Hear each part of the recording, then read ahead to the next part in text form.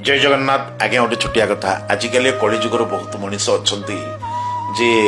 निरीह भाविक अन्य को अत्याचार करवा जनकर जीविका मारिबा जने जदि कौथरु निर्भर करुथुबो ता उपरे पांच प्राणी कुटुंब निर्भर करुथुबे तार जीविका मारिके निजे खुशी हवा दीटा कथा मन रखुथुबे जीव आउ जीविका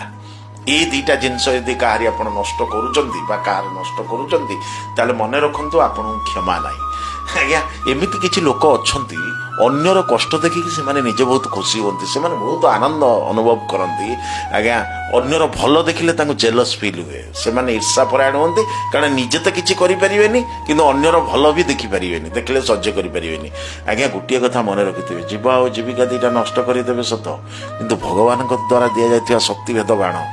आज्ञा जिते मेडिसिन खातु जिते डॉक्टर पाक जातु भल हेनी पोक बिंधि बिंधि बिंधि बिंधि चलते लास्ट कष्ट सह्य न करी पत्थर बांधिकी पोखरी की डेई पड़े आज्ञा मरवे।